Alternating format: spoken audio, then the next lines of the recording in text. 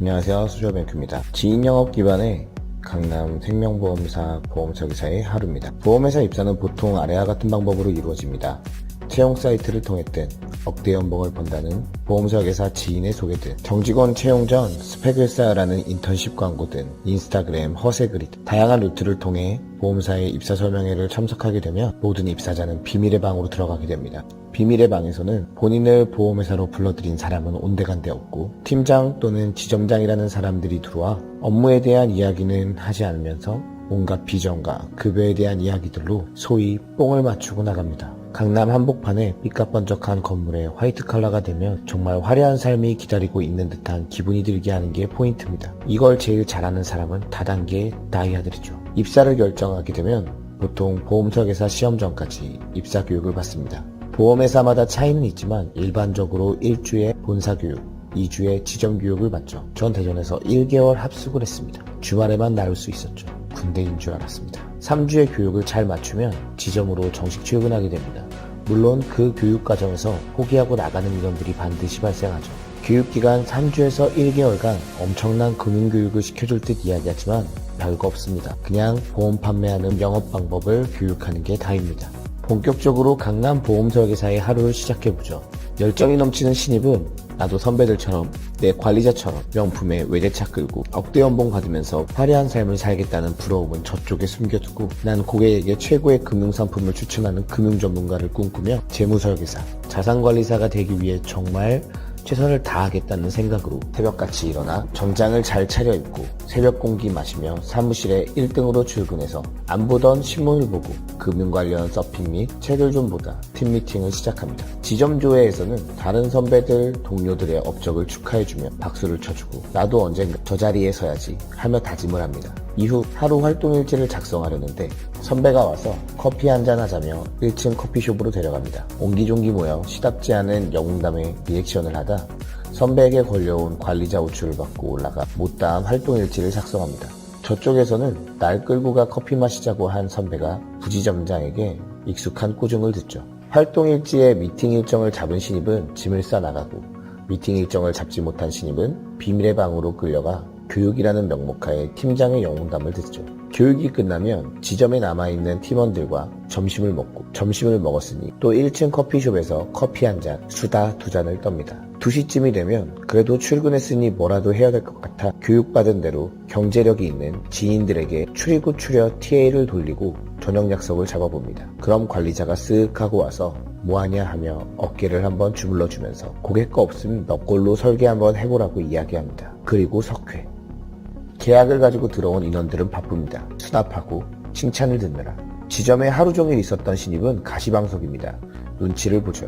월말로 다가갈수록 압박은 더욱 심해집니다. 내 계약, 지인 계약은 절대 하지 않을 거야 하던 다짐은 점점 사라져갑니다. 그러다 정말 넣을 계약이 없으면 본인 주민등록번호를 전산에 넣기 시작합니다. 모든 일은 처음이 어려운 법이죠. 조직의 특성마다 차이는 있겠지만 제 경험으로 전국의 동기 100명 중 1개월 교육기간 중 탈락률은 50명이 보험계약이 가능한 상태인 위촉을 하고 육성 과정으로 입문합니다. 실제로 보험사에 입사한 1차월 중 한 달 동안 본인 계약, 가족 계약, 지인 계약 없이 정착한 사람은 1명 있을까 말까입니다. 1차월들의 공통된 고민은 지인 계약을 해야 하는가입니다. 이 고민에서 지인 계약을 넣는 쪽을 선택한 인원은 살아남고 나머지는 집으로 돌아갑니다. 그래서 보험사는 신입 도입 이후 3개월을 집중 관리합니다. 관리자가 밥도 많이 사주고 술도 사주고 교육도 가장 많이 해주는 시기이죠. 일명 10관리입니다. 그래도 보통 첫 급여를 못 받고 그만두는 인원이 50%. 같이 입사한 100명의 동기 중에 2개월 안에 살아남는 인원은 25명 정도 됩니다. 이마저도 교육비 또는 정착지원금을 받고 퇴사해야지 하는 인원이 포함된 인원이죠. 각 지점에서는 1등에서 3등 동기들 이야기만 회자되죠. 누구는 얼마를 했더라. 누구는 루키를 했더라. 신입왕을 했더라. MDRT에 도전 중이더라. 탭을 풀었다더라. 다음 달 급여가 얼마더라 하는 거죠. 25명의 상태를 살펴보면 소위 상위 그룹 3명에서 5명은 종교에 빠진 광신도처럼 이 업에 젖어듭니다. 동기들과 연락할 시간도 없죠. 그냥 사람 만나고 설계 짜고 계약 받느라 정신이 없으니까요. 다른 동기들의 희망이자 롤모델인 듯 관리자들이 띄워주지만 부러워 안 하셔도 됩니다. 결국 미래는 같으니까요. 영업을 잘하는 상위 그룹은 리크루팅도 잘합니다.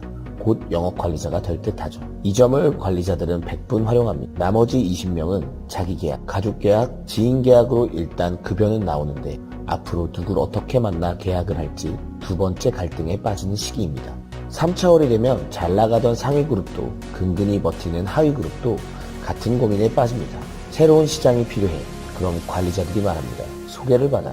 기고객들한테 소개가 안 되면 그냥 만나서 놀아. 그럼 뭐라도 나와. 그것도 안 되면 동호회나 SNS를 해보라고 말이죠. 그래도 안 되는 신입 중에 관리자 말을 잘 듣는 인원은 기존에 앞서 그만두고 나간 FC에 기고객 DB를 주며 연락해보라 합니다. 엄청 생색을 내며 특별히 주느냐? 하지만 계약은 가뭄에 콩나듯 합니다. 여기서 또 50%가 날아갑니다. 전체 인원의 12명 정도가 남게 되고 지점에는 2~3명이 남는 거죠. 그 남은 인원에게 관리자가 요구하는 건 리크루팅. 넌 딴 거 없어. 그냥 여기로 입사 설명회만 참석시키면 돼. 관리자 돼야지. 여기서 한 명이라도 신입이 도입되는 인원과 아닌 인원으로 나뉘게 됩니다. 아닌 인원은 집으로 가게 됩니다. 1년이 지나 남은 동기를 찾아보면 5명이 채 안 되죠. 만약 리크루팅이 이루어지면 신입을 도입한 FC는 그 도입 인원에게 미안해져 더 열심히 하려고 힘을 냅니다. 안 그래도 얼마 안 되는 급여로 커피값 내고 차비 쓰고 영업비 쓰고 점심 사 먹고 자기 생활비 내느라 빠듯한데 리크루팅한 인원의 점심도 사줘야 합니다. 결국 감당 안 되는 카드값에 리볼빙을 하게 되죠. 그것도 감당이 안 되면 대출을 받게 됩니다.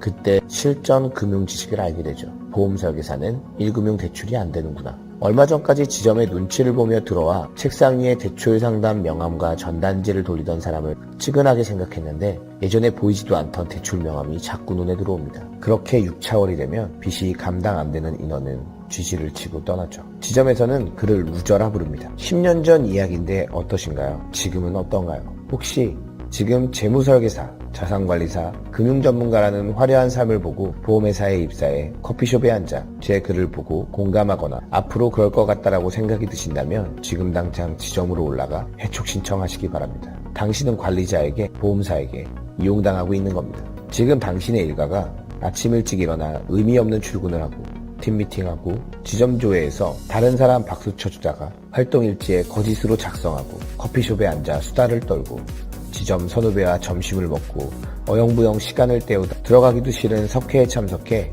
계약 압박, 증원 압박을 받고 저녁 활동이 있다며 나와 만났던 친구 또 만나고 여자친구 만나 술 한잔하고 퇴근했다면 매달 초 파이팅을 다주고 매달 말 작성 계약을 넣어야 하나 고민하고 있다면 이달은 영업을 더 열심히 해야지. 아니야, 리크루팅을 해봐야지. 다음 달은 좋아지겠지 하고 다짐하고 있다면 지금 그만두면 지점에서 패배자가 될 것 같아 200도 안 되는 급여를 받고 고민하고 계신다면 지금 당장 해촉하셔야 합니다. 당신이 보험 영업에서 성공하지 못한 이유는 보험 영업이기 때문이 아니라 자기 인생을 대하는 태도에 대해 깊이 있게 돌이켜보지 않았기 때문입니다.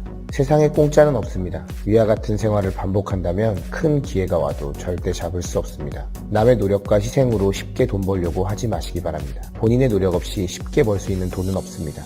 물론 시장에 당신을 이용해 먹으려는 하이에나들은 정말 천벌받아 마땅합니다. 반드시 돌려받게 되어 있습니다. 그게 세상의 이치죠. 제가 이 글을 쓴 건 보험설계사를 비판하기 위해 쓴 글이 아닙니다.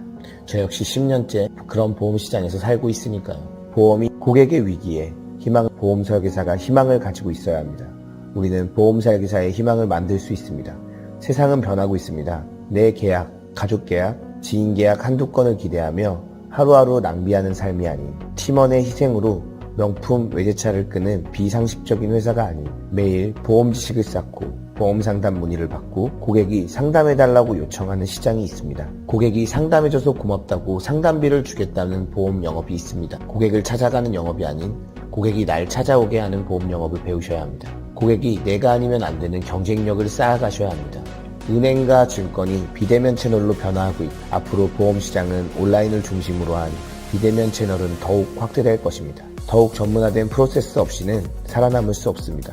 온라인 보험 영업은 보험설계사의 무한 경쟁을 통해 보험 컨설팅 발전을 견인할 것입니다. 이렇게 포기하고 싶지 않으신가요? 보험 영업으로 진짜 성공을 이뤄보고 싶으신가요? 직접 경험해 보시기 바랍니다. 눈으로 머리로가 아닌 오셔서 직접 경험해 보시기 바랍니다. 입사 상담은 카카오톡 플러스 친구를 통해 언제든 가능합니다. 입사하시면 온라인 보험 영업에 필요한 모든 지원을 아끼지 않겠습니다. 소셜뱅크는 열정 있는 보험 설계사를 응원합니다. 새로운 보험 시장을 개척하고 보험 컨설팅을 전문해 나갈 인재를 항상 기다립니다. 좋아요와 구독은 소셜뱅크 컨텐츠에 큰 힘이 됩니다.